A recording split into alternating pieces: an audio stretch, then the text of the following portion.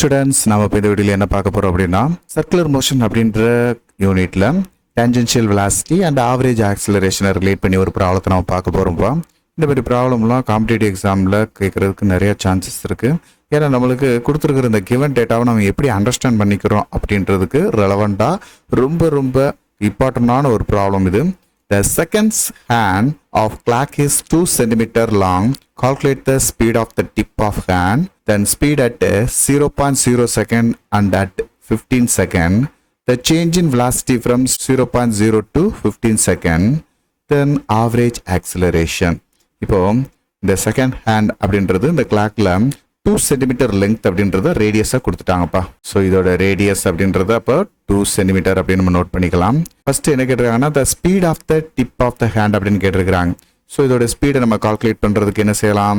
இங்கே கொடுத்துருக்கிற இந்த கிவன் டேட்டால நம்மளுக்கு ஹிடனாக இருக்கக்கூடியது என்ன அப்படின்னா செகண்ட் ஹேண்ட் அப்படின்றது ஒரு ரெவல்யூஷனுக்கு எடுத்துக்கிடக்கூடிய டைம் பீரியட் அப்படின்றது 1 மினிட். ஒன் கம்ப்ளீட் ரொட்டேஷனுக்கு அது எடுத்துக்கிடக்கூடிய டைம் பீரியட் எவ்வளவு? 1 மினிட். அதை 60 செகண்ட்ஸ் அப்படின்னு கூட நம்ம எடுத்துக்கலாம். சரிங்களாப்பா? ஸோ ஒன் கம்ப்ளீட் ரொட்டேஷன் அப்படின்றதுல இதில் டிஸ்பிளேஸ்மெண்ட் என்ன சொல்லுது? ஓவரால் அது ஒரு சர்க்கிளாக இருக்கிறனால சர்க்கம்ஃபரன்ஸ் தான் இதோடைய டிஸ்பிளேஸ்மெண்ட். அப்போ 2πr அப்படின்றத நம்ம என்ன எடுத்துக்கலாம்? இதோடைய டிஸ்பிளேஸ்மெண்ட்டாக எடுத்துக்கலாம். அப்போது இந்த s/t இதை வச்சு நம்ம வெலாசிட்டி சொல்லலாமா? ஃபர்ஸ்ட் நம்மளுக்கு ஸ்பீடு தான் கேட்டிருக்கிறாங்க. அப்போ ஸ்பீடை கண்டுபிடிக்கிறதுக்கு s/t அப்படின்றதுனால 2πr/tன்னு எடுத்துக்கலாம். இந்த இடத்துல ஆர்ன்ற ரேடியஸ் நம்மளுக்கு தெரியும். இதை சென்டிமீட்டர்லேயே நம்ம கால்குலேட் பண்ணுவோமே. 2 × 3.14 × ஆரோட value 2 centimetre divided by t அப்படின்றது 60 செகண்ட்ஸ். சரிங்களாப்பா?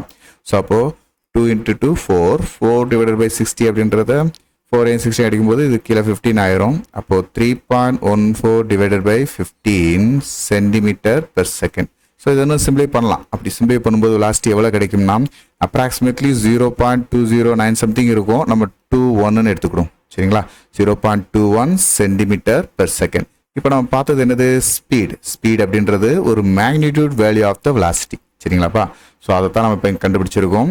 இப்போ நெக்ஸ்ட் இதுலேயே the velocity at 0.0 second and 15 seconds அப்படின்றதுல கண்டுபிடிக்க சொல்லியிருக்காங்க. அப்போ இனிஷியலா இது ஸ்டார்ட் பண்ணக்கூடிய இந்த பாயிண்ட்ல செகண்ட் இந்த இடத்துல இருந்து எப்படி மூவ் ஆகுது? இந்த இடத்துல இருந்து டுவார்ட்ஸ் ரைட் ஹேண்ட் டைரக்ஷன்ல மூவ் ஆகும். ஸோ இந்த இடத்துல இருக்கக்கூடிய இனிஷியலா இருக்கக்கூடிய ஸ்பீட் அப்படின்றது v0.0 அப்படின்றது எவ்வளவு இருக்க போகுது? 0.21 சென்டிமீட்டர் பெர் செகண்ட். இப்போதான் நம்ம கண்டுபிடிச்சோம் இல்லைங்களாப்பா? ஸ்பீடோட மேக்னிடியூட் வேல்யூ என்னன்னு பார்த்தோம். v = 0.21 சென்டிமீட்டர் பெர் செகண்ட் இல்லைங்களா? இந்த வேல்யூ வந்துட்டு எல்லா இடத்துலையும் நம்மளுக்கு ஈக்குவலா இருக்கும். சரிங்களா? இந்த செகண்ட் ஹேண்டுன்றது 1 மினிட்டுக்கு இது சுற்றி வரக்கூடிய எல்லா பாயிண்ட்லையும் இது என்னவா இருக்கும்? ஈக்குவலாக இருக்கும். அப்போது 0.0 செகண்ட்ஸில் மட்டும் கிடையாது. இப்போ நம்ம அடுத்து 15 செகண்ட்ஸ் அப்படின்னு நம்ம பார்க்கக்கூடிய இந்த இடத்துலையும் v15 அப்படின்றத இந்த இடத்துலையும் நம்மளுக்கு எவ்வளோதான் இருக்கும்? 0.21 சென்டிமீட்டர் பெர் செகண்ட் தான் இருக்கும். ஆனால் இந்த ரெண்டுல இருக்கக்கூடிய வித்தியாசம் என்ன அப்படின்னா இதோட டேஞ்சென்ஷியல் வெலாசிட்டியோட டைரக்ஷன் டிஃபரன்ஸாக இருக்குது. இதோட டேஞ்சென்ஷியல் வெலாசிட்டியோட direction horizontally towards right direction. இதை வேணா 0.0 அப்படின்னு எடுத்துக்கிட்டு இங்கே எழுதிரும். ஹரிசாண்டலி டுவார்ட்ஸ் ரைட் டைரக்ஷன்ல இதோட வெலாசிட்டி இருந்துச்சு. இதோடைய வெலாசிட்டி அப்படின்னு பார்க்கும்போது டைரக்ஷன் சொல்லணும்லப்பா, அதனால இதை சொல்லியிருக்கோம். அதே இது 15 செகண்ட்ஸ் அப்படின்னு பார்க்கும்போது அது டவுன்வர்ட் டைரக்ஷன்ல இருக்கு. 0.21 centimetre per second vertically downward direction. இதான்ப்பா இந்த இதுக்கான வெலாசிட்டி. புரிஞ்சுங்களா? ஸோ வெலாசிட்டின்னு பார்க்கும்போது அதுக்கான டைரக்ஷனை சொல்லணுன்றக்காண்டி எடுத்து எழுதியாச்சு. அடுத்து என்ன கொடுத்துருக்காங்க? The change in velocity from the 0.0 to 15 second அப்படின்னு கேட்டிருக்கிறாங்க. சேஞ்ச் இன் வெலாசிட்டி என்ன அர்த்தம்? டெல் வி வெக்டார் அப்படின்றத final minus initial. Final velocity அப்படின்றத v15 எடுத்துக்கிடுவோம். இனிஷியல் அப்படின்றத 0.0 செகண்ட்ஸ்ல இருக்கிறதுக்கான வெலாசிட்டி. இதுதான் இங்கே ஃபைனல் வெலாசிட்டி, இதுதான் இங்கே இனிஷியல் வெலாசிட்டி. இந்த ரெண்டுக்குள்ள டிஃபரன்ஸ் தான் இந்த இடத்துல நம்ம பார்க்க போறோம். 0.0 வெலாசிட்டி அப்படின்றது இந்த ஆரிஜின்ல இருந்து எப்படி இருக்கு அப்படின்னா டுவார்ட்ஸ் ரைட் டைரக்ஷன்ல இருக்கும்போது 15 செகண்ட்ஸ் அப்படின்றது இந்த ஆரிஜின்ல இருந்து டவுன்வர்ட் டைரக்ஷன்ல இருக்கு. v15 செகண்ட்ஸ் அப்படின்றது டவுன்வர்ட் டைரக்ஷன்ல இருக்கு. அப்போ இனிஷியல் டு ஃபைனல் இந்த டிஃபரன்ஸ் அப்படின்றது தான் டெல் வி. சரிங்களாப்பா? ஸோ அப்போ இந்த டெல் வி அப்படின்ற இந்த வேல்யூவை நம்ம மேக்னிடியூட் வேல்யூ கண்டுபிடிக்கும் போது இந்த v15 அப்படின்றது டவுன்வர்ட் டைரக்ஷன்ல இருக்கு. மைனஸ் v0.0 அப்படின்றது இது பாசிட்டிவ் டைரக்ஷன், இதுக்கு நெகட்டிவ் டைரக்ஷன் அப்படின்றது இதுக்கு ஆப்போசிட் டைரக்ஷன்ல -v0.0 அப்படின்றது. இந்த ரெண்டுக்கு இடையில இருக்கக்கூடிய ரிசல்டன் வெலாசிட்டி அப்படின்றது தான் நம்ம இங்க பார்க்க போறோம். இந்த ரிசல்டன் வேல்யூக்கு மேக்னிடியூட் வேல்யூ நம்ம கண்டுபிடிக்கும் போது என்ன செய்வோம், இந்த VR அப்படின்றத V15 square plus V0.0 square. So இப்போ இந்த இடத்துல இந்த வேல்யூஸை சப்ஸ்டிட் பண்ணுங்க. இதுதான் இந்த இடத்துல இருக்கக்கூடிய சேஞ்ச் இன் வெலாசிட்டிக்கான மேக்னிடியூட் வேல்யூப்பா. அப்போ V15 ஸ்கொயர் அப்படின்றது இந்த இடத்துல நம்ம ஆல்ரெடி பார்த்த மாதிரி 0.21 ஸ்கொயர். 0.0 அப்படின்றது இந்த இடத்துல என்னது 0.21 ஸ்கொயர். அப்போ 2 டைம்ஸ் இந்த வேல்யூ சேமாவே இருக்கிறதுனால 2 × 0.21 ஹோல் ஸ்கொயர் அப்படின்னு எடுத்துக்கலாம். அப்போ இந்த ஸ்கொயர் டேர்ம் மட்டும் இதுல இருந்து வெளியே எடுக்கும்போது 0.21 × √2. ஸோ இந்த √2 வேல்யூ நம்மளுக்கு தெரியும். அதை டைரெக்டாக நம்ம சப்ஸ்டிட் பண்ணி கூட அதை சால்வ் பண்ணிக்கலாம். √2 வேல்யூ 1.414 இல்லைங்களாப்பா. அரௌண்ட் அப்ராக்சிமேட்லி 0.30 cm/s அப்படின்னு கிடைக்கும். இங்கேருந்து இது வரைக்கும் இது சேஞ்ச் ஆன வெலாசிட்டி இவ்வளவுதான்ப்பா. 15 செகண்ட்ஸில் இருக்கக்கூடிய இதோட ஸ்பீடும் 0.0 செகண்ட்ஸில் இருக்கக்கூடிய இதோட ஸ்பீடுக்கு இடையில இருக்கக்கூடிய ஆங்கிள் ஒன்றுக்கு ஒன்று ஈக்குவலாக 90 டிகிரி இருக்கும்போது இந்த ரிசல்டன் ஆங்கிள் அப்படின்றது தீட்டா 45 டிகிரி இருக்கும்பா.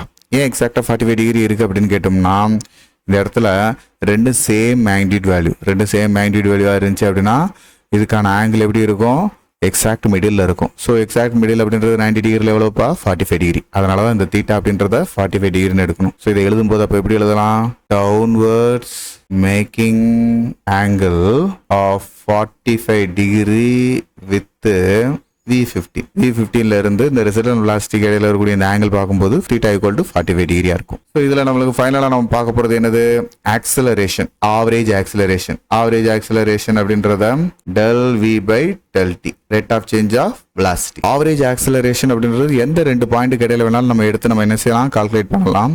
இங்கே நம்மளுக்கு ஆல்ரெடி 0.0 இருந்து 15 செகண்ட்ஸுக்கு இடையில நம்ம என்ன செஞ்சிருக்கோம், இந்த சேஞ்ச் இன் வெலாசிட்டி பார்த்துருக்கோம். அந்த சேஞ்ச் இன் வெலாசிட்டி அந்த இடத்துல சேஞ்ச் ஆகிருக்கக்கூடிய டயத்தை வச்சு நம்ம என்ன செய்ய முடியும், ஆவரேஜ் ஆக்சிலரேஷன் சொல்ல முடியும். ஸோ அதனால ΔV அப்படின்றது இந்த இடத்துல சேஞ்ச் இன் ஸ்பீட் அப்படின்றது எவ்வளோப்பா சொல்லலாம், 0.3 cm/s. அண்ட் ΔT அப்படின்றது இங்கேருந்து இது வரைக்கும் ட்ராவல் ஆன டைம் பீரியட்ன்றது 15 செகண்ட்ஸ். அப்போ இந்த இடத்துல நம்மளுக்கு இதை சிம்பிளை பண்ணும்போது கிடைக்கக்கூடிய டைம் 0.02 cm/s². அந்த இடத்துல நம்மளுக்கு ஃபைனலாக கிடைக்கக்கூடிய ஆவரேஜ் ஆக்சிலரேஷன். ஸோ இந்த ப்ராப்ளம்லாம் நம்மளுக்கு கொஞ்சம் எழுதுறதுக்கு புரிஞ்சுக்கிறதுக்கு வேணா கொஞ்சம் டைம் எடுக்கலாம். இதை சிம்பிளை பண்ணும்போது ரொம்ப குயிக்காகவே நம்மளால என்ன செய்ய முடியும், இதை சால்வ் பண்ண முடியும்ப்பா. தொடர்ந்து இதேமாரி நெக்ஸ்ட் ஒரு வீடியோவில் பார்க்கலாம். தேங்க்யூ. இந்த வீடியோ உங்கள் எல்லாருக்கும் பயனுள்ளதாக இருக்கும்னு நான் நம்புகிறேன். உங்களுக்கு இது ரொம்ப ஈஸியாக இருந்துச்சு அப்படின்னா மறக்காமல் லைக் பண்ணுங்கள். நம்ம மிஸ்டர் பிசிக்ஸ் சேனலை சப்ஸ்கிரைப் பண்ணுங்கள். உங்களுடைய நண்பர்களுக்கும் ஷேர் பண்ணுங்கள். நம்மளுடைய தொடர்ந்து எல்லா வீடியோக்களும் உங்களுக்கு வரணும் அப்படின்னா நம்ம நோட்டிஃபிகேஷனில் ஆல் அப்படின்ற ஆப்ஷனோட கிளிக் பண்ணுங்கள். தேங்க்யூ.